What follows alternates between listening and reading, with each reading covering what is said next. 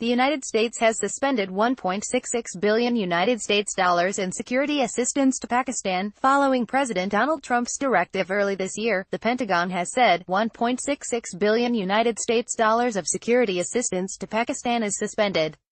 Colonel Rob Manning, spokesman of the Department of Defense, told reporters in an email response to questions on Tuesday. Pak duplicity key hurdle in fight against terror. Sushma. No further breakdown of the suspended security assistance to Pakistan was provided. According to David Sedney, who served as Deputy Assistant Secretary Defense for Afghanistan, Pakistan and Central Asia during the previous Obama administration, the blocking of military assistance to Pakistan, which began in January of this year, is a strong signal of American frustration, but, so far Pakistan has taken no serious steps to address the core U.S. concern, that Pakistan tolerates and often encourages groups which use violence against Pakistan's neighbors. Mr. Sedney said, Pakistan's leaders have promised cooperation, but beyond words, serious cooperation has not happened. Therefore President Trump is frustrated and so are most Americans, he said in response to a question. This frustration does not ignore the suffering that Pakistani people have undergone. It just asks Pakistan to recognize that it should act to help stop the suffering of others, said the senior associate at the Center for Strategic and International Studies think tank. Previously, Mr.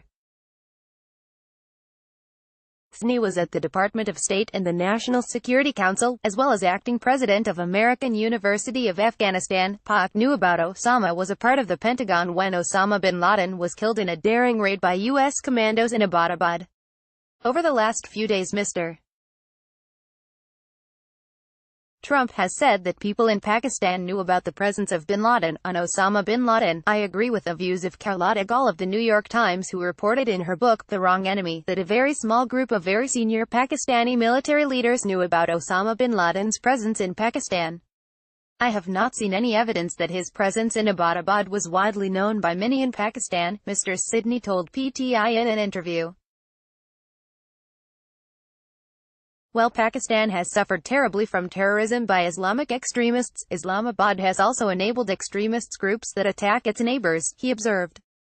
After years of dithering, in recent years Pakistan's security forces have moved strongly against the extremists that threaten the Pakistani state, he added. What the U.S. seeks, what President Trump is asking for, is for Pakistan to take the same kind of measures against the Taliban, against Lashkar-e-Taiba, and against all groups in Pakistan that threaten Pakistan's neighbors, he said, but we still see the Taliban moving weapons, fighters and money through Pakistan.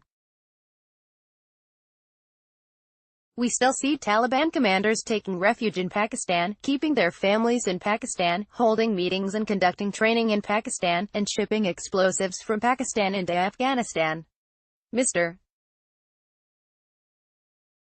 Sedney alleged. We see leaders of sanctioned organizations acting freely in Pakistan and speaking publicly in favor of violence, he said. If Pakistan would take some strong measures against the Taliban, peace would come to Afghanistan quickly, he argued. The U.S. Secretary of State Mike Pompeo has roped in former top American diplomat Zalmay Khalilzad for peace talks with the Taliban. Both Afghanistan and Pakistan would benefit from a huge peace dividend, he asserted. Similarly, if Pakistan would take strong measures against groups which act against India, Pakistan would harvest huge economic benefits from better economic ties with India, Mr. Sedney said.